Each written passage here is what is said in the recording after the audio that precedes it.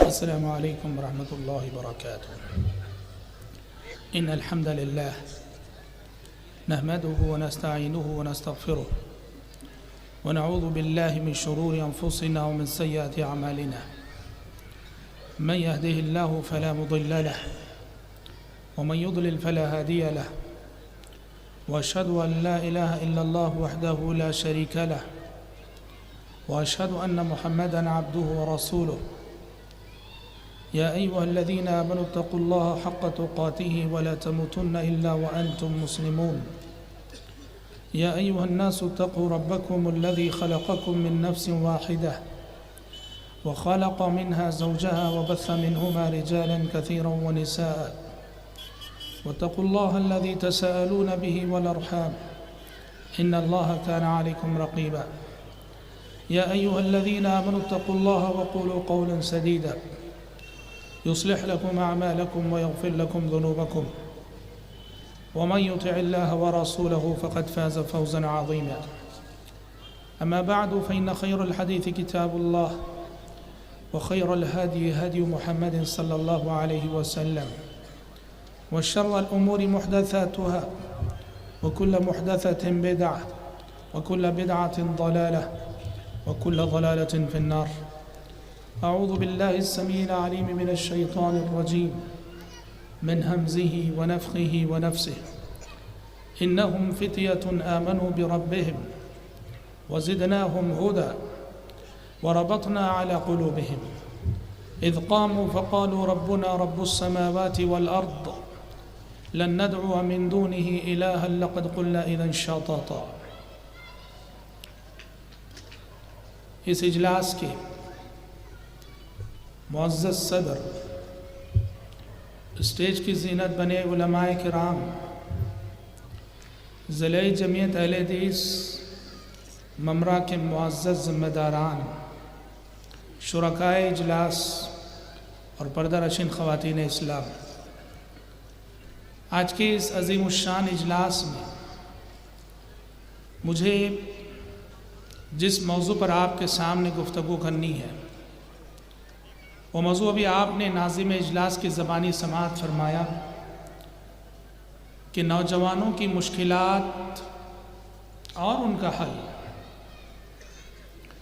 حضرات، جب اس موضوع پر گفتگو کرنے کے لیے نوجوان نسل کی موجودہ مشکلات کیا ہیں ہم سوچنے بیٹھتے ہیں تو مشکلات کی ایک فہرست ہمارے سامنے آتی ہے، الجھنوں کی ایک فہرست ہمارے سامنے آتی ہے، مسائل کا ایک انبار ہمارے سامنے آتا ہے۔ فارسی شاعر نے جیسے کہا کہ تن ہما داغ داغ شد پنبا کجا کجا نہم، کہ سر سے پیر تک جسم سارا زخمی ہے، آخر مرہم کہاں کہاں لگائے۔ یا جیسے کسی اردو شاعر نے کہا ایک دو زخم نہیں جسم ہے سارا چھلنی، ایک دو زخم نہیں جسم ہے سارا چھلنی، درد بیچارہ پریشاں ہے کہاں سے اٹھے۔ حضرات، نوجوانی اور جوانی جو زندگی کا سب سے قیمتی مرحلہ ہے، زندگی میں کچھ کر گزرنے کا مرحلہ ہے، انسانی صلاحیتیں اس عمر میں مرحلہ شباب کو پہنچی ہوئی ہوتی ہیں۔ اگر یہ نوجوان ضائع ہو جائے، یہ نوجوان لامقصدیت کا شکار ہو جائے تو یہ کسی بھی قوم کے لیے بہت بڑا خسارہ ہے۔ جوانی کی اسی اہمیت کے پیش نظر حدیثوں میں نبی کریم صلی اللہ علیہ وسلم نے ارشاد فرمایا کہ کل قیامت کے روز حشر کی عدالت میں جو 5 سوالات ہر انسان سے ہونے والے ہیں، اس میں آپ نے فرمایا عن عمرہ فیما افنا وعن شبابہ فیما ابلا۔ پہلا سوال ہر انسان سے عمر کے بارے میں ہوگا کہ جو عمر تجھے دی گئی تھی اس عمر کو کن کاموں میں گزارا، اور دوسرا سوال ہوگا جوانی کو کن کاموں میں صرف کیا۔ حضرات پہلے سوال میں دوسرا سوال خود آ چکا ہے۔ پہلا سوال ہوگا عمر کے سلسلے میں، عمر کو کن کاموں میں صرف کیا، اور عمر جب کہتے ہیں تو ولادت سے وفات تک کی ساری زندگی آ جاتی ہے۔ پہلا سوال عمر کے بارے میں ہوگا، لیکن سبحان اللہ جوانی کی اہمیت کو بتانے کے لیے پیارے نبی نے فرمایا کہ عمر کے بعد خصوصاً ایک سوال نوجوانی اور جوانی کے مرحلے کے سلسلے میں ہوگا۔ حضرات عمر کا ایسا قیمتی مرحلہ آج جس طرح سے پامال ہو رہا ہے، الحمدللہ ہم دیکھ رہے ہیں کہ اس اجلاس میں نوجوانوں کی بڑی تعداد ہے۔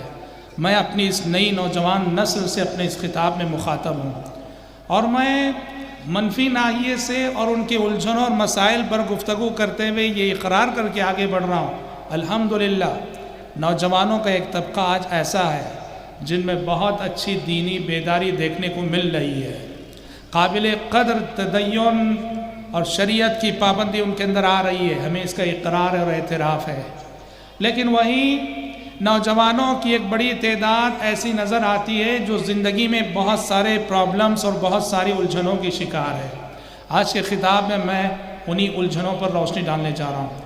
حضرات ہمارا جو نیو جنریشن ہے، ہماری جو نوجوان نسلیں ہیں، اگر آپ ان کے ذہن کو پڑھیں، ان کے افکار کو پڑھیں، ان کے خیالات کو دیکھیں، تو بہت بڑا مسئلہ جو ہمارے سامنے آتا ہے نوجوان نسل کا، وہ کیا ہے؟ وہ ہے دین بیزاری، دین بیزاری، دین سے ناواقفیت اور اسلامی عقیدے کے سلسلے میں شکوک و شبہات میں مبتلا ہونا۔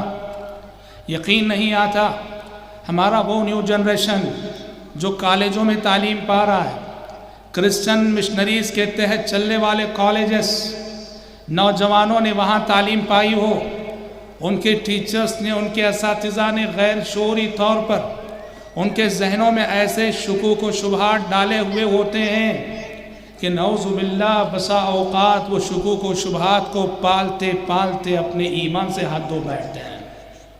اور آج اسکولوں اور کالجوں میں پڑھنے والا جو نیو جنریشن ہے، نئی نسل ہے، ان کے سوالات سے اندازہ ہوتا ہے خصوصاً احادیث رسول کے سلسلے میں شکوک و شبہات کا ایک انبار ان کے ذہنوں میں پلہ ہوتا ہے۔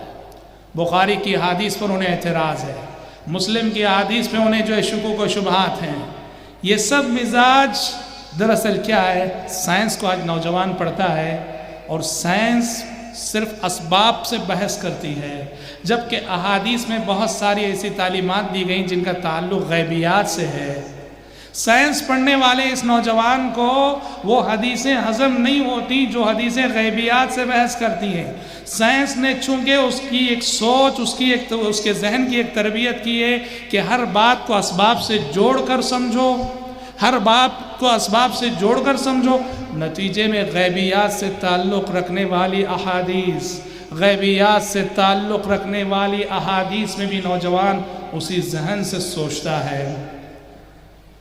اندازہ کیجئے دین سے ناواقفیت کا کیا عالم ہے ہماری نوجوان نسل کا۔ ہمارے یہاں ساؤتھ انڈیا میں تمل ناڈو کے اندر اپریل کے مہینے میں سمت اسلامک کیمپ ہوتا ہے ان نوجوانوں کے لیے جو اسکولوں اور کالجوں میں پڑھ رہے ہیں، جس میں SLC +1 +2 کیے ہوئے نوجوان شریک ہوتے ہیں۔ انہیں 10-15 دن تعلیم دی جاتی ہے، چھوٹا سا ایگزام لیا جاتا ہے۔ ایگزام میں ایک سوال کیا گیا، سوال یہ تھا کہ خلفائے راشدین کے نام لکھیے، خلفائے راشدین کے نام لکھیے۔ ایک نوجوان کیا جواب لکھتا ہے؟ خلفائے راشدین کون ہیں؟ کہا خلفائے راشدین 4 ہیں۔ تو اچھی بات ہے 4 ہی ہیں، کون ہیں؟ کہا ہندو، مسلم، سکھ، عیسائی۔ یہ سچی بات کہہ رہے ہیں، کوئی خیالی بات نہیں۔ سوچو کہ ایک نوجوان جو SLC کیا ہوا، +1 کیا ہوا، +2 کیا ہوا، اور دین کے سلسلے میں اس کی معلومات کا یہ عالم ہے کہ خلفائے راشدین کے بارے میں پوچھا جا رہا ہے تو وہ لکھ رہا ہے کہ ہندو، مسلم، سکھ، عیسائی۔ کیا آپ کو اس سے کہیں نہ کہیں فکری ارتداد کی بو نہیں آ رہی ہے؟ یہ بہت بڑا مسئلہ ہے۔ تو اس میں نوجوان ساتھیوں، اسلام خالص علمی مذہب ہے، سلفی منہج خالص علمی منہج ہے۔ علم سے اپنے آپ کو جوڑو۔ کوئی اس لیے مسلمان نہیں ہو جاتا کہ وہ مسلمان ماں باپ کو پیدا ہو گیا عبداللہ عبد الرحمن نام رکھ لینے سے کوئی مسلمان نہیں ہو جاتا۔ یہاں علم و بصیرت کی بنیاد پر اسلام کو قبول کرنا ہے۔ قل هذه سبیلی ادعو الی اللہ على بصیرۃ انا ومن اتبعنی وسبحان اللہ وما انا من المشرکین۔ پیارے نبی نے کہا میں اور میرے سارے پیروکار بصیرت کے حامل ہیں، اور یہ بصیرت علم ہے۔ آپ کے اندر علم آئے گا یہ شکوک و شبہات ختم ہوں گے، آپ کے اندر علم آئے گا تو یہ جہالت آپ کے اندر سے ختم ہوگی، اور آپ کے اندر علم آئے گا تو آپ اپنے دین ایمان اور عقیدے کا تحفظ کر سکیں گے۔ حضرات، موجودہ نوجوان نسل کی ایک الجھن یہ بھی ہے، مقصد زندگی سے ناواقفیت، اور نتیجے میں ان کی زندگی کا بڑا حصہ، ان کی یہ قیمتی جوانی بیکاری میں، لایانی کاموں میں، گیمز کے پیچھے، کھیل کے میدانوں میں، اسپورٹس کے پیچھے، فلمی اداکاروں کے پیچھے لا مقصدیت کی شکار ہے نئی نوجوان نسل۔ ان کے جینے کے انداز کو دیکھنے سے کبھی نہیں لگتا کہ یہ آخرت کے لیے جی رہے ہیں۔ ان کے جینے کا یہ انداز بتاتا ہے کہ ان کے سامنے زندگی کا کوئی مقصد نہیں ہے۔ چنانچہ آپ دیکھیں گے کہ ہمارے نوجوانوں کا لائف اسٹائل ہے، طرز زندگی کیا ہے؟ ہر شام عشاء بعد کسی ہوٹل میں جمع ہونا، دوست و احباب کے ساتھ، ساتھیوں کے ساتھ، ہر شام کسی ہوٹل میں جمع ہونا اور دیر تک گپ شپ کرتے رہنا، رات 11 بجے 12 بجے 1 بجے تک گپ شپ کرنا دوست و احباب کے ساتھ بیٹھ کر۔ ماں گھر میں منتظر ہے کہ بیٹا ابھی آیا نہیں، اور یہ بیٹا گھر پہنچتا ہے رات 1 بجے 2 بجے، اور بیچاری ماں جب تک بیٹا کھاتا نہیں اور ماں بھی کھاتی نہیں، اور یہ بیٹا رات 1-2 بجے گھر پہنچتا ہے اور ایسے ہی سو جاتا ہے، اور نتیجے میں بیچاری ماں بھی کبھی بھوکی سو جاتی ہے کہ بچہ کھایا نہیں ہے۔ یہ جو لائف اسٹائل ہے، جوانی کو ہوٹلوں میں ضائع کرنے کا جو کلچر ہے، یہ انتہائی افسوسناک بات ہے۔ اکبر الہ آبادی نے اسی پر تنقید کرتے ہوئے کہا تھا، ہوئے اس قدر مہذب کبھی گھر کا منہ نہ دیکھا، ہوئے اس قدر مہذب کبھی گھر کا منہ نہ دیکھا، کٹی عمر ہوٹلوں میں مرے ہسپتال جا کر۔ حضرات یاد رکھیے میرے نوجوان ساتھیوں، کہا جاتا ہے کہ خالی دماغ شیطان کا مسکن ہوتا ہے، خالی دماغ شیطان کا مسکن ہوتا ہے۔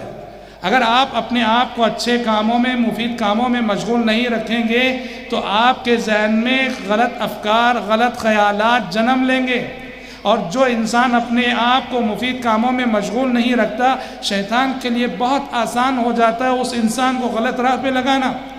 لہٰذا اپنی جوانی کو دین سے جوڑو، دین سے جڑو، مفید کتابوں کا مطالعہ کرو، اہل علم کی مجلسوں میں حاضری دو، علماء سے قریب ہونے کی کوشش کرو، علماء کے علم سے استفادہ کرنے کی کوشش کرو، اور ہر قسم کی لا مقصدیت اور ہر قسم کی بیکاری اور لا یعنی کاموں سے اجتناب کرو، کہ پیارے نبی فرماتے ہیں من حسن اسلام المرء ترکہ ما لا یعنی، من حسن اسلام المرء ترکہ ما لا یعنی، آدمی کے اسلام کی اچھائی کی علامت ہے کہ وہ لا یعنی باتوں سے پرہیز کرے۔ اور قرآن مجید کہتا ہے قد افلح المؤمنون الذین هم فی صلاتهم خاشعون والذین هم عن اللغو معرضون، کہ اہل ایمان لغویات سے اجتناب کرتے، وَإِذَا مَرُّوا بِاللَّغْوِ مَرُّوا كِرَامًا، اور اہل ایمان وہ ہیں کہ جب لغویات سے گزر ہوتا ہے تو وہ شرافت سے گزر جاتے ہیں، لغو باتوں میں، لغو مجلسوں میں، لغو صحبتوں میں ان کی کوئی حصہ داری نہیں ہوتی ہے۔ حضرات موجودہ دور کی ہماری جو نئی نوجوان نسل ہے، اس کا ایک بہت بڑا مسئلہ شہوت پرستی ہے، نفس کی غلامی ہے، مغربی تہذیب کی اندھی تقلید ہے۔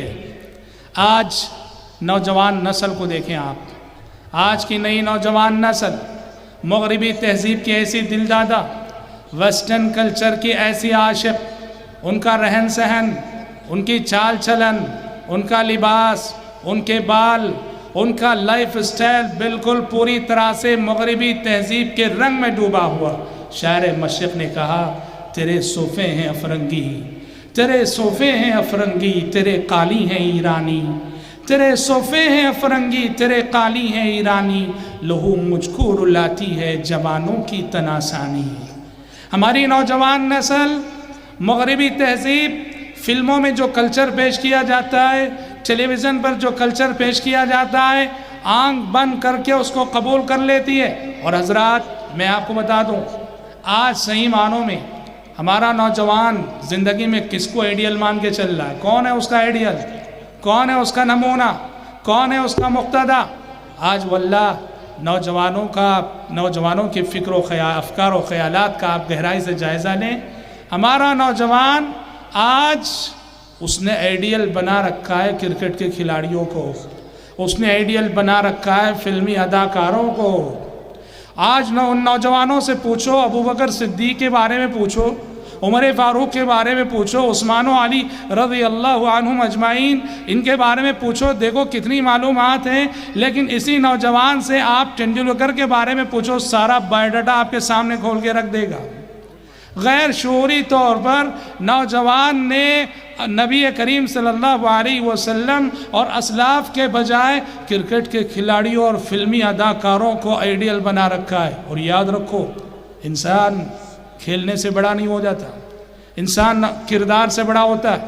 انسان کردار سے انسان بنتا ہے، کیریکٹر سے انسان بنتا ہے، اخلاق سے انسان بنتا ہے۔ آپ ایسوں کو آئیڈیل بنائیں گے جن کے اندر کیریکٹر نہیں، جن کے اندر اخلاق نہیں، جن سے الٹا معاشرے میں بے حیائی پھیل رہی ہے، جن سے الٹا معاشرے اور سماج میں بگاڑ پھیل رہا ہے، جن سے معاشرے میں عریانیت پھیل رہی ہے، جن سے معاشرے میں گناہ عام ہو رہے ہیں، اور انہیں آئیڈیل بنا کر چلتے ہیں۔ آج ہمارے نوجوانوں کے موبائل فون لے کر دیکھو، گیلری میں جاؤ اور دیکھو کہ ان کے موبائل میں کتنے گانے ملیں گے آپ کو، کتنی فلمیں ملیں گی آپ کو، کتنی تصویریں ملیں گی آپ کو۔ اور ان کی جو کتابیں ہوتی ہیں، ان کی جو کاپیاں ہوتی ہیں جنہیں وہ کالج لے جاتے ہیں، کبھی ذرا وہ کاپیاں کھول کے دیکھو کہ کن کی تصویریں لگائے ہوئے ہیں۔ انہوں نے اپنی کتابوں میں بھی، اپنے خیالات میں بھی، اپنے دلوں میں بھی، اپنے دماغ میں بھی انہی فلمی اداکاروں کو بسایا ہے، انہی کھلاڑیوں کو بسایا ہے۔ یہی ان کا آئیڈیل ہے، یہی ان کا اسوہ ہے، یہی ان کے مقتدی ہے۔ اور آج آپ نوجوانوں کو بڑے فخر سے کہتے ہوئے سنیں گے، میں فلاں کھلاڑی کا فین ہوں، میں فلاں کھلاڑی کا فین ہوں، میں فلاں فلمی اداکار کا فین ہوں، میں فلاں فلمی اداکار کا فین ہوں۔ یاد رکھو میرے بھائی، یہ احساس کی موت ہے، یہ احساس کی موت ہے۔ گناہ کر رہے ہو اور فخر سے کر رہے ہو، وائے ناکامی متاع کارواں جاتا رہا، وائے ناکامی متاع کارواں جاتا رہا، کارواں کے دل سے احساس زیاں جاتا رہا۔ حضرات، نفس پرستی کی بات اگر ہم کریں، شہوتوں کی غلامی کی بات اگر کریں ہم، نوجوان نسل کی صورتحال یہ ہے کہ نفس پرستی کا یہ عالم ہے، شہوتوں کے پیچھے دوڑنے کا یہ عالم ہے کہ آج عورت کا فتنہ۔ بتاؤ، ہمارا جو نیو جنریشن ہے، ہماری جو نئی نسلیں ہیں، ہماری نئی نسلوں میں سے کتنے ہیں جو عورت کے اور لڑکیوں کے فتنے سے بچے ہوئے ہوں؟ لسان نبوت نے ارشاد فرمایا تھا، واللہ ما ترکت بعد فتنة اضر على الرجال من النساء، واللہ ما ترکت بعد فتنة اضر على الرجال من النساء۔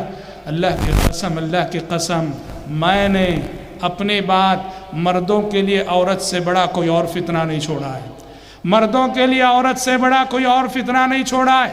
کالجوں میں پڑھنے والے ہمارے نوجوان، اور ہم نے دیکھا اچھے دیندار نوجوان جو نمازوں کے بھی پابند ہیں، صوم و صلات کے بھی پابند ہیں، اس معاملے میں بڑے نازک واقع ہوئے ہیں، بڑے کمزور واقع ہوئے ہیں۔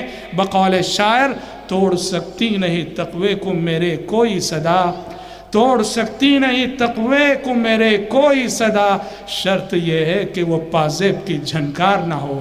حضرات، ہماری نوجوان نسل لڑکیوں اور عورت کے فتنے میں مبتلا ہو کر، میں یہ نہیں کہتا کہ وہ اپنے اخلاق اور اپنے کیریکٹر کو ضائع کر رہی ہے، ہمارے سامنے ایسے بھی واقعات ہیں۔ میں جانتا ہوں شخصی طور پر کہ اچھے دیندار نوجوان، کسی ہندو عورت پہ دل آ گیا، کسی کرسچن لڑکی پہ دل آ گیا، اور نعوذ باللہ نتیجے میں ایمان سے ہاتھ دھو بیٹھتے، مرتد ہو گئے نعوذ باللہ۔ یہ بہت بڑا خطرہ ہے، بہت بڑا خطرہ ہے۔ نوجوان ساتھیوں، میں آپ کو یاد دلانا چاہتا ہوں حضرت یوسف علیہ السلام کا وہ کردار، حضرت یوسف علیہ السلام کا وہ کیریکٹر، حضرت یوسف علیہ السلام کا وہ نمونہ جو اسلامی تاریخ نہیں بلکہ انسانی تاریخ کی ایک غیر معمولی مثال ہے۔ یوسف علیہ السلام گھر سے جدا ہوئے اور سستے داموں مصر کے مارکیٹ میں بازار میں بیچے گئے، عزیز مصر نے خریدا، عزیز مصر کے محل میں پلنے لگے، رہنے لگے، اور عزیز مصر کی بیوی کو یوسف علیہ السلام پر دل آ گیا، اور اس نے یوسف علیہ السلام کو پھنسانے کے لیے جو کوششیں کی، جو تدبیریں کی، اللہ اکبر، قرآن مجید کہتا ہے وراودته التي هو في بيتها عن نفسه وغلقت الابواب وقالت هيت لك، وراودته التي هو في بيتها عن نفسه وغلقت الابواب وقالت هيت لك۔ آپ کو معلوم ہونا چاہیے کہ یہ کون ہے؟ یوسف علیہ السلام ایک غلام کی حیثیت سے بیچے گئے محل میں پل رہے، اور ان پہ قربان ہوتی ہے وہ جو عزیز مصر کی بیوی ہے۔ عورت کے پاس کچھ نہ ہو، عورت کے پاس کچھ نہ ہو، صرف حسن و جمال ہو تو وہ کتنا بڑا فتنہ بنتی ہے، اور یہاں مسئلہ یہ تھا، یہاں عورت کے پاس حسن و جمال بھی ہے، یہاں خاندان بھی ہے، حسب و نسب بھی ہے، مال و دولت بھی ہے، عورت کے اندر جتنے فتنے ہو سکتے ہیں یوسف علیہ السلام کے مقابلے میں عورت اپنے سارے فتنوں کے ساتھ کھڑی ہو گئی ہے۔ یہ عزیز مصر کی بیوی ہے، یہ عزیز مصر کی بیوی ہے۔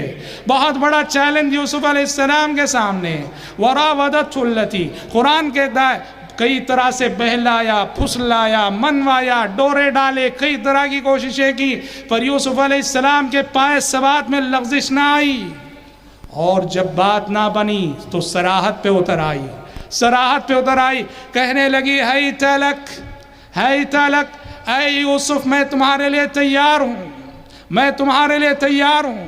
اور تب بھی یوسف علیہ السلام کے پائے ثبات میں لغزش نہ آئی، اس نے عملی اقدام بھی کر دیا، اس نے عملی اقدام بھی کر دیا، یوسف علیہ السلام کو دوڑانے لگی، قال معاذ اللہ انہو ربی احسن مثوائی انہو لا یفلح الظالمون۔ اور آگے قرآن کہتا ہے واستبق الباب، واستبق الباب وقدت قمیصہ من دبر، یوسف علیہ السلام کو پانے کے لیے، پکڑنے کے لیے دوڑانے لگی، یوسف علیہ السلام دروازے کی سمت بھاگنے لگے۔ میرے بھائیوں، یہ واقعہ کوئی معمولی واقعہ نہیں، جیسے میں نے کہا انسانی تاریخ کا غیر معمولی واقعہ ہے، انسانی تاریخ کا غیر معمولی واقعہ ہے کہ عورت اپنے سارے فتنوں کے ساتھ، سارے فتنوں کے ساتھ، جمال ہے اس کے پاس، مال ہے اس کے پاس، دولت ہے اس کے پاس، حسب و نسب ہے اس کے پاس، سب کچھ ہے، اور یوسف علیہ السلام کو وہ پھسلانا چاہتی ہے، بہلانا چاہتی ہے، گمراہ کرنا چاہتی ہے، پر وہ کامیاب نہیں ہوتی ہے۔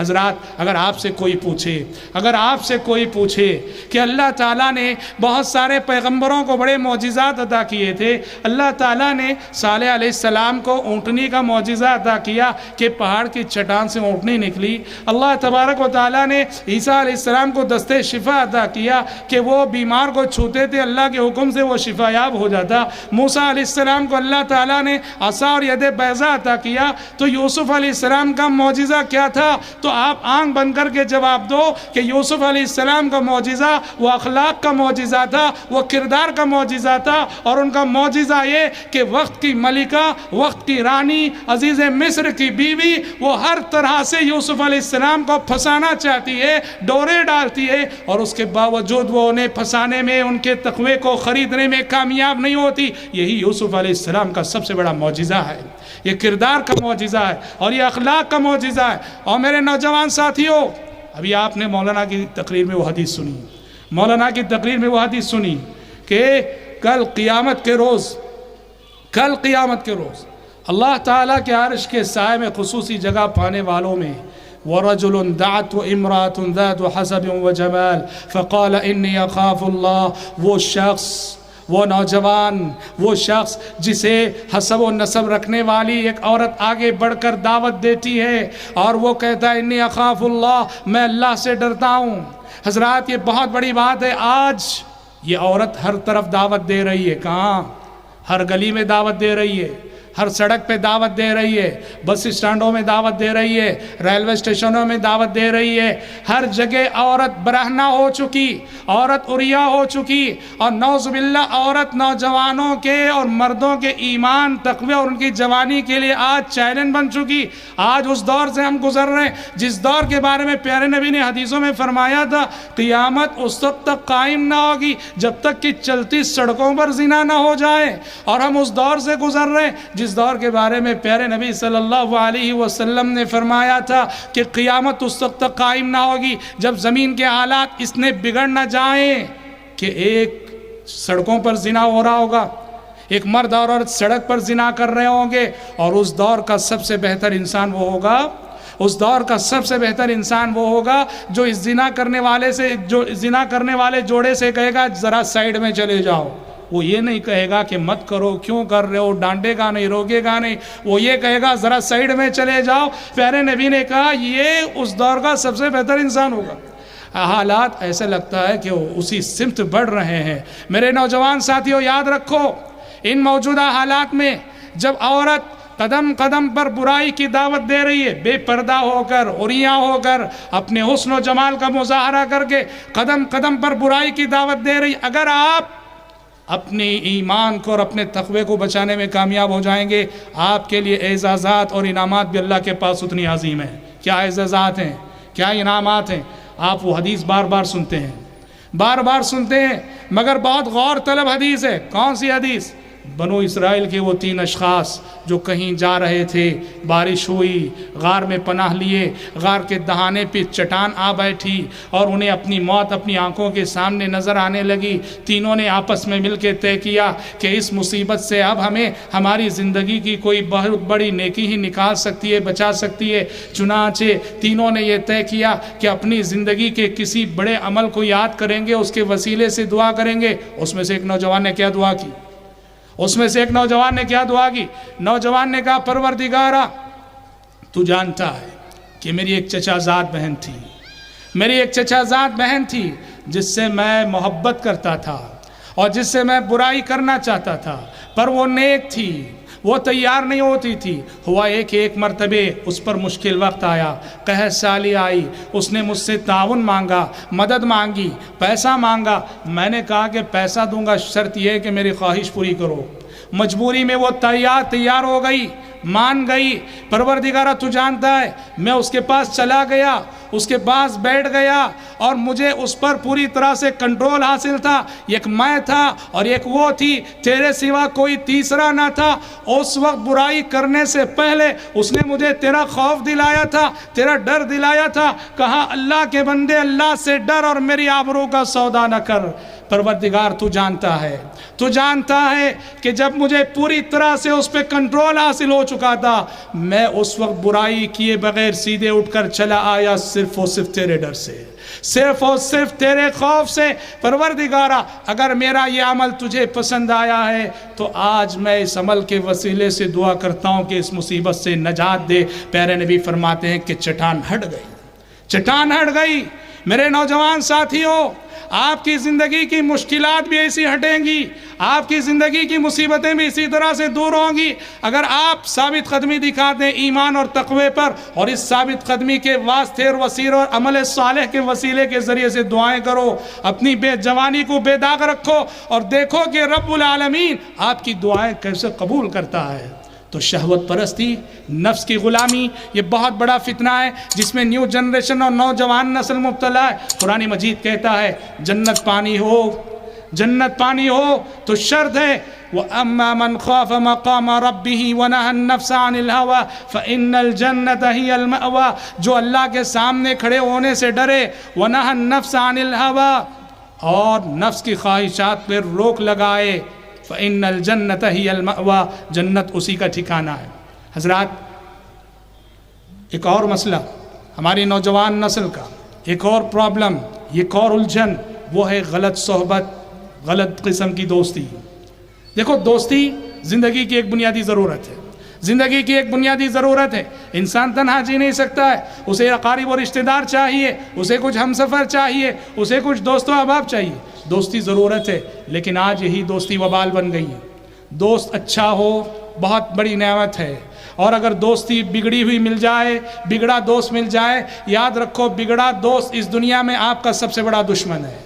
بگڑا دوست جو آپ کو غلط راستے پر لے جانے والا، فلموں کو لے جانے والا، عورت کے فتنے میں مبتلا کرنے والا، غلط عادتیں ڈالنے والا، یہ دوست نہیں، یہ سب سے بڑا دشمن ہے آپ کا، جو دوست کے روپ میں آیا ہے۔ قرآن مجید کہتا ہے الأخلاء يومئذ بعضهم لبعض عدو إلا المتقين، کل حشر کے میدان میں جگری دوست کا دشمن ہوگا، جگری دوست کا دشمن ہوگا، اور وہاں اگر کسی کی دوستی رنگ دکھائے گی تو وہ صرف اور صرف متقی ہیں۔ حضرات آپ کو معلوم ہے غلط صحبتوں میں اچھے گھرانوں کے بچے، اچھے نیک اور صالح متقی ماں باپ کے بچے ان غلط صحبتوں میں اور غلط دوستی میں مبتلا ہو کر کتنے بڑے مسائل سے دوچار ہو رہے ہیں، کتنے پرابلمز سے دوچار ہو رہے ہیں۔ غلط صحبت کی وجہ سے سب سے بڑا اثر جو ہو رہا ہے ہماری نیو جنریشن پہ وہ کیا ہے؟ والدین کا مقام اور مرتبہ دلوں سے جاتا رہا، والدین کا مقام اور مرتبہ دلوں سے جاتا رہا۔ ہمارا نوجوان والدین سے زیادہ زندگی میں دوست کو اہمیت دیتا ہے۔ دوست ایک مشورہ دے، والدین ایک مشورہ دیں، وہ والدین کے مشورے کو ٹھکرائے گا، دوست کے مشورے کو قبول کرے گا۔ دوست ایک رائے دے، والدین ایک رائے دے، والدین کی رائے کو ٹھکرائے گا، دوست کی رائے کو قبول کرے گا۔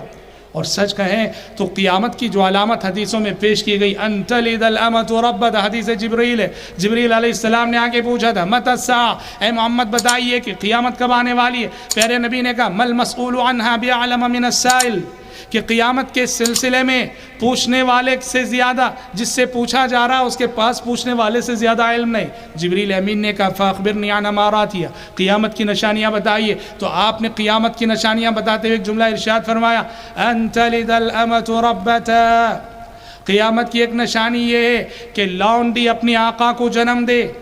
کہا کہ جب لونڈی اپنے آقا کو جنم دے تو سمجھ جاؤ کہ قیامت قریب آ چکی ہے۔ کیا تفسیر ہے اس جملے کی؟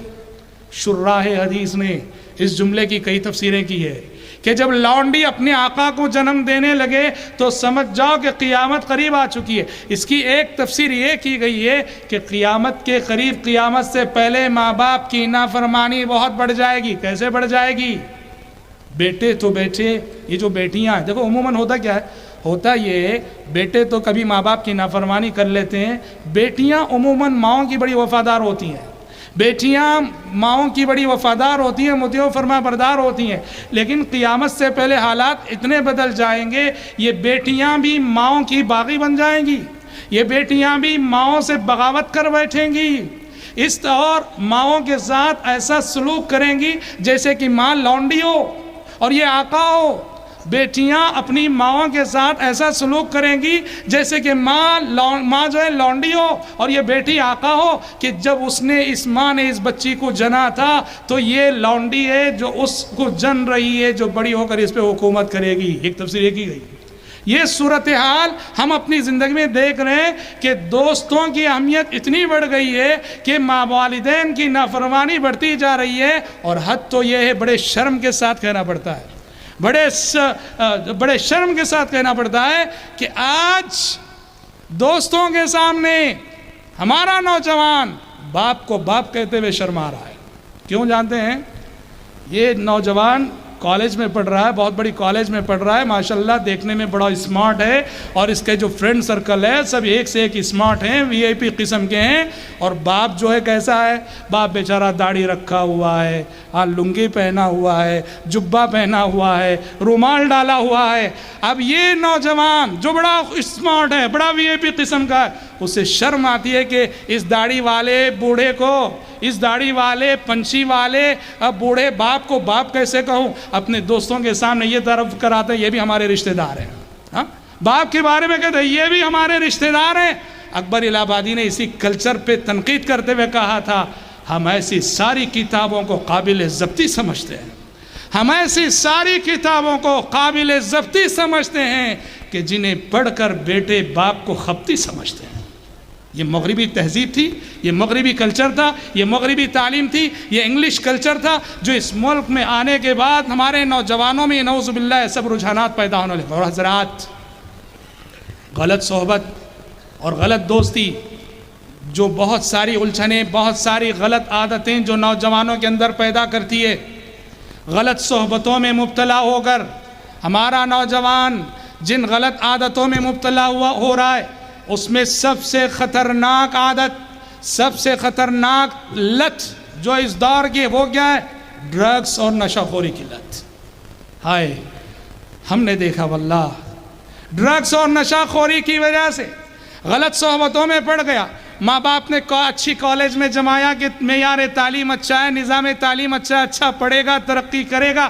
ہوا یہ کہ وہاں سب مالدار بچے آتے ہیں جنہیں ان کے ماں باپ جتنا پیسہ چاہے دیتے ہیں، اور نتیجے میں پیسے کی فراوانی کے سبب یہ ڈرگس کے عادی بنتے ہیں۔ یہ نوجوان بچہ جو پڑھنے کے لیے گیا تھا، سنورنے کے لیے گیا تھا، دھیرے دھیرے ماں باپ کو خبر نہیں، غلط صحبتوں میں مبتلا ہو کر ڈرگس کا عادی ہو گیا۔ اور واللہ یہ ڈرگس کی لت، یہ نشہ خوری کی لت اتنی بری لت ہے، اتنی بری لت ہے کہ واللہ گھروں کا سکون ختم، خاندانوں کا سکون ختم۔ ہم نے دیکھا واللہ ڈرگس کی اس لت کی وجہ سے گھر کے کسی ایک بچے کے اندر اس لت کے آ جانے کی وجہ سے گھر جہنم بن گیا، زندگی عذاب بن گئی۔ نہ بیداری میں سکون ہے، نہ نیند میں سکون ہے۔ کیوں؟ شراب کو کہا گیا یہ ام الخبائث ہے، لیکن واللہ یہ ڈرگس ام الخبائث کا یہ لقب شراب سے زیادہ ڈرگس کے لیے دینا چاہیے۔ ڈرگس کی یہ لت جس کے اندر آتی ہے، اس کے اندر خود بخود ایک سلسلہ برائیوں کا شروع ہوتا ہے، اور جس نوجوان کے اندر ڈرگس کی لت آتی ہے، سب سے پہلے اس کے اندر جو برائی پیدا ہوتی ہے وہ کیا ہے جانتے ہیں؟ چوری۔ اس لیے کہ ڈرگس ظاہر بات ہے وہ کوئی معمولی قیمت میں ملنے والی چیز نہیں، نشہ جو ہے معمولی قیمت میں ملنے والی چیز نہیں۔ اب باپ نے جب معلوم ہو گیا کہ یہ نشہ کر رہا ہے، باپ نے پیسہ دینا بند کر دیا۔ اب کسی صورت پیسہ ہونا ہے اس کو، کیا کرتا ہے؟ چوری کرتا ہے، کبھی ماں کے زیور چراتا ہے، کبھی بہن کے زیور چراتا ہے، اور جب گھر والوں کا سب ختم ہو جائے اڑوس پڑوس میں ڈاکہ ڈالتا ہے۔ شریف گھرانوں کے بچے چور بن رہے ہیں ڈرگس کی اس لت کی وجہ سے، نعوذ باللہ۔ اسی لیے والدین، یاد رہے والدین، اپنے بچوں کی صحبت پہ نظر رکھو کہ ہمارا بچہ جو اسکول جا رہا ہے، کالج جا رہا ہے، وہ کس کے ساتھ مل رہا ہے، اس کی صحبت میں کون ہے، اٹھنا بیٹھنا کن کے ساتھ ہے، یہ فون میں بات کرتا ہے تو کن سے بات کرتا ہے۔ والدین کے لیے بہت ضروری ہے۔ مسئلہ یہ ہوتا ہے کہ والدین شروع میں غفلت کر لیتے ہیں، بچوں کی محبت میں، بچوں کے پیار میں، بچوں کے لاڑ میں اتنے اندھے ہو جاتے ہیں، ہمارا بچہ غلط نہیں ہو سکتا، اور آنکھیں اس وقت کھلتی ہیں جب بچہ بگڑ کر اس حد کو جا چکا ہوتا ہے کہ پلٹ کر آنا بہت مشکل ہے، آنسو بہاتے ہیں، زندگی عذاب بن جاتی ہے۔ ہم نے کتنوں کو کہتے ہوئے سنا کہ مولانا اللہ نے زندگی میں سب کچھ دیا ہے، دولت، دھن دولت، عزت، شہرت، سب کچھ دیا ہے، لیکن ایک بچہ ہے جو ایسا ہو گیا ہے اور سنبھالے نہیں سنبھل رہا ہے، اور معاملہ ہمارے قابو سے باہر ہے۔ میری گزارش ہے والدین سے، اپنے بچوں کی صحبت پہ ہمیشہ نظر رکھو، ان کے معمولات پہ ہمیشہ نظر رکھو، ان کے شب و روز میں ہمیشہ نظر رکھو، وہ کہاں جا رہے ہیں، کیا کر رہے ہیں۔ آزادی نہ دو، محبت، لاڑ، پیار سب کو دل میں چھپائے رکھو، اور ایک ذمہ دار ماں باپ کی حیثیت سے آپ جائزہ لیتے رہے ہو، کہاں جا رہے ہو، کس سے مل رہے ہو اور کیا کر رہے ہو، جائزہ لینا بہت ضروری ہے۔ اور حضرات، ہوتا یہ ہے ڈرگس کی یہ لت، نشے کی یہ لت کبھی کبھی قاتل بنا دیتی ہے، ہمارے یہاں بنگلور میں واقعہ پیش آیا، کسی معزز گھرانے میں نشے کی لت کا شکار تھا لڑکا، باپ سے پیسہ مانگا، باپ بھی معزز گھرانے کا تھا، باپ نے کہا پیسہ نہیں دوں گا، چھری نکالا اور باپ کی جو ہے پیٹ میں جو ہے چھرا گھوم دیا، اور باپ سبحان اللہ باپ کی جان چلی گئی۔ ڈرگس کی لت چور بناتی ہے، ڈرگس کی لت انسان کو جو ہے باغی بناتی ہے، قاتل بناتی ہے۔ اور حضرات، سوسائٹی اور سماج میں اس کا بہت بڑا اثر یہ ہوتا ہے، آج کل آئے دن جو ایکسیڈنٹ کے حادثات ہو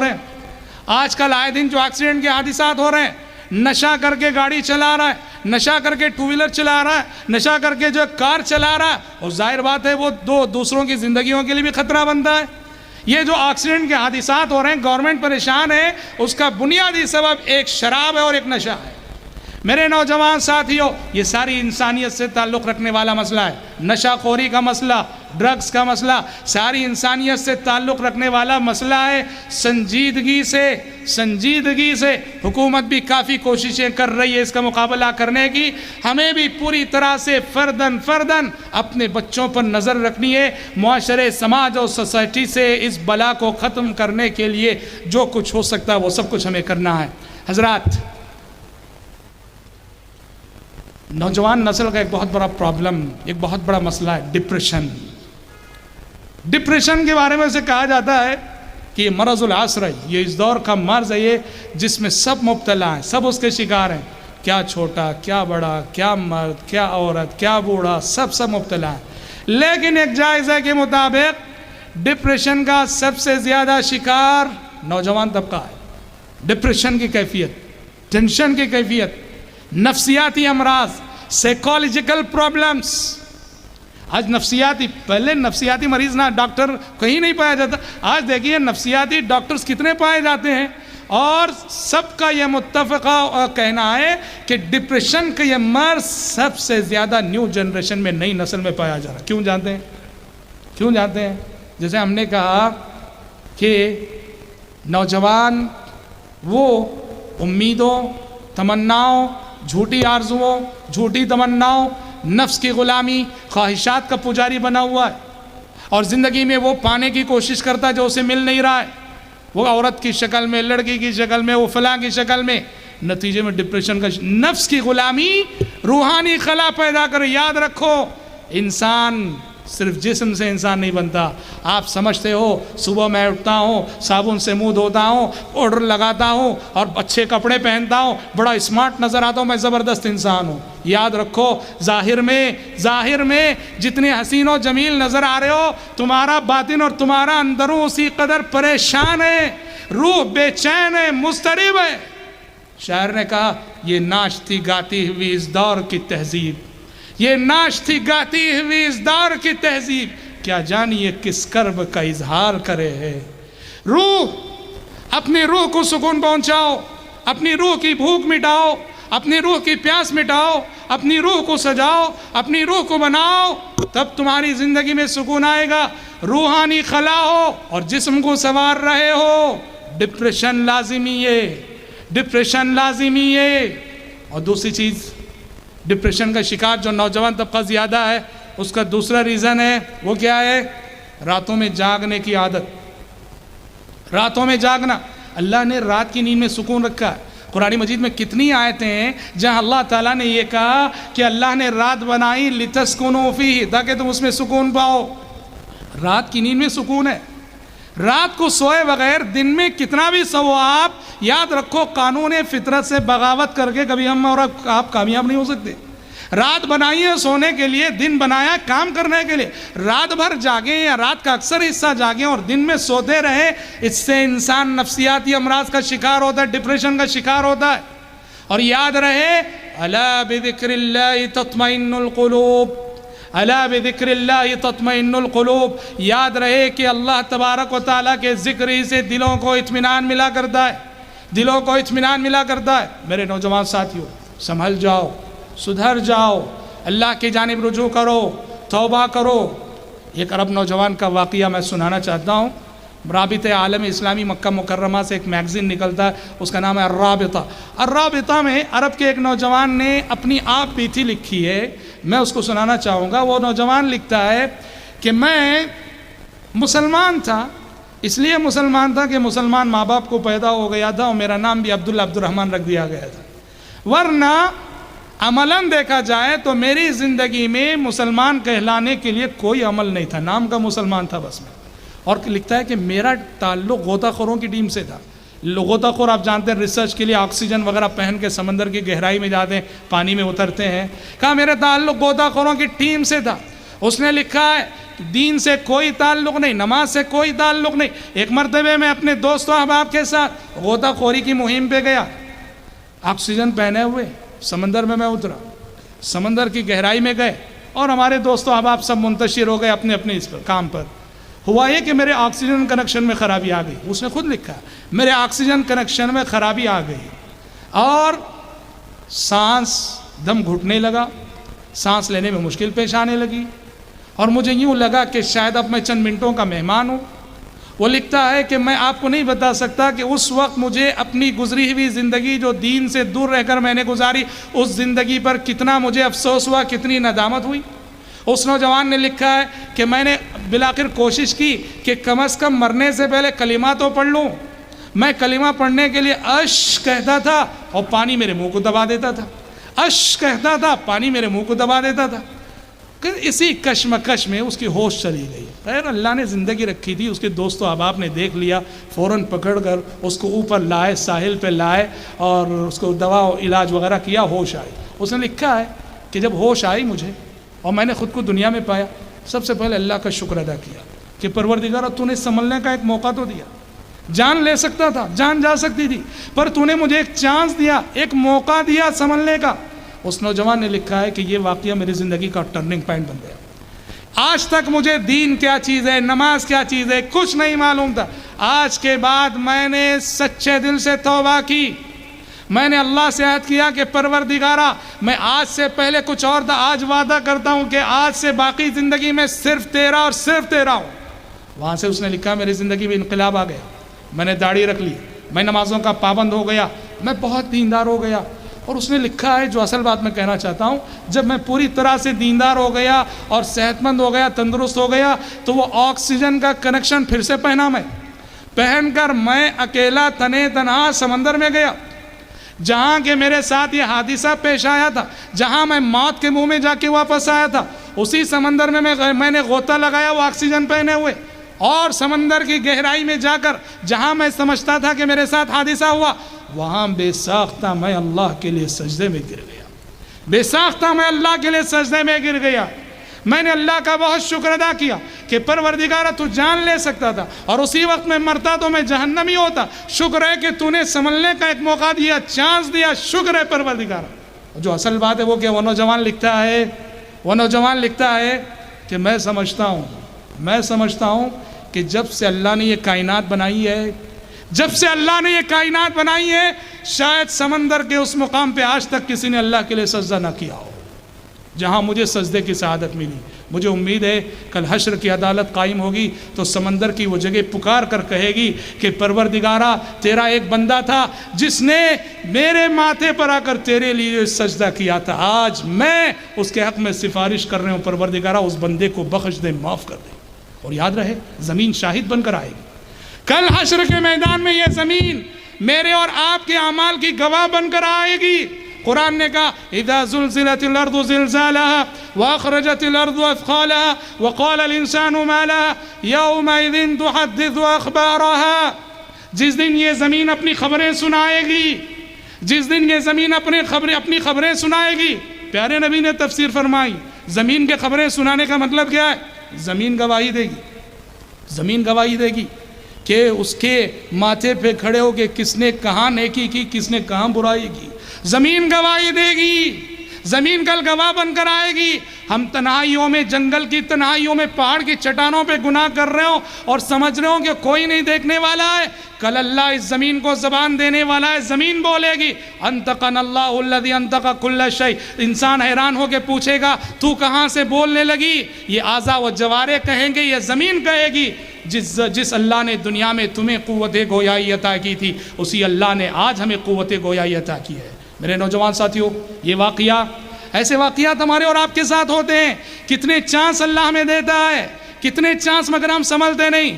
کتنے مرتبہ ایسا ہوتا ہم خود آگے کہتے ہیں ارے آج بس ایک سیکنڈ کا فاصلہ تھا ایکسیڈنٹ میں، اگر ایک سیکنڈ میں پیچھے رہتا ہے یا آگے رہتا ایکسیڈنٹ ہو جاتا۔ موت سے ہم کتنا قریب جا کے آتے ہیں، اللہ سنبھلنے کا موقع دیتا ہے، چانس دیتا ہے۔ صدق دل سے توبہ کرو، یاد رکھو وَمَا الْحَيَاةُ الدُّنْيَا إِلَّا مَتَاعُ الْغُرُورِ۔ یہ دنیا کی رونقیں، دنیا کی زینتیں، دنیا کی ارمانیں کچھ نہیں، یہ دھوکے کا سامان ہے۔ یہ جوانی کے ایام بہت جلد رخصت ہونے والے ہیں۔ یہ جوانی، یہ حسن، یہ جمال، یہ ہمیشہ رہنے والا نہیں۔ اپنے حسن پہ مت اتراؤ، اپنی جوانی پہ تکبر مت کرو، یہ سب رخصت ہونے والے ہیں۔ سجدہ کر لو، جوانی کے سجدوں کی بڑی قیمت ہے، جوانی کے قیام کی بڑی قیمت ہے، جوانی کی عبادت کی بڑی قیمت ہے، جوانی کے روزوں کی بڑی قیمت ہے۔ شاب نشأ فی عبادت اللہ، کل حشر کی عدالت میں اس نوجوان کو اللہ کے عرش کے سائے میں جگہ ملے گی کہ جب اور لوگوں کی جوانیاں پارکوں میں ضائع ہو رہی تھیں، اس کی جوانی مسجدوں میں گزر رہی تھی۔ جب اور لوگوں کی جوانیاں گیمز کے پیچھے ضائع ہو رہی تھی، اس کی جوانی خدمت خلق میں گزر رہی تھی۔ شاب نشأ فی عبادت اللہ، یہ وہ فضیلت ہے جو آپ صرف جوانی ہی میں پا سکتے ہیں۔ آج کتنے بزرگ ہیں جو تمنا کرتے ہیں کہ جوانی میں ہم دیندار نہیں رہے، آج وہ دیندار بنے ہیں، انہیں حسرت ہے کہ جوانی میں ہم نے نمازیں نہ پڑھی، جوانی میں ہم دیندار نہ بنے، نتیجے میں یہ فضیلت انہیں نہیں ملی۔ نوجوانوں، آپ کے سامنے یہ چانس باقی ہے، موقع باقی ہے۔ حضرات، باتیں بہت ہو سکتی ہیں، میں نے اپنے دیے گئے وقت میں یہ کچھ گفتگو آپ کے سامنے رکھنے کی کوشش کی ہے۔ رب العالمین سے دعا ہے کہ اللہ تبارک و تعالی ہم سب کو، آپ سب کو کہنے اور سننے سے زیادہ عمل کرنے کی توفیق عطا فرمائے۔ ہماری نئی نسلیں، ہمارا نیو جنریشن، ہمارے نوجوان، رب العالمین انہیں بصیرت عطا کرے اور رب العالمین انہیں صحیح معنوں میں دور اندیشی عطا کرے کہ وہ عصر حاضر کے ہر چھوٹے بڑے فتنے سے خود بچیں اور اوروں کو بچائیں۔ اللہم آمین، وآخر دعوانا الحمدللہ رب العالمین، والسلام علیکم ورحمۃ اللہ۔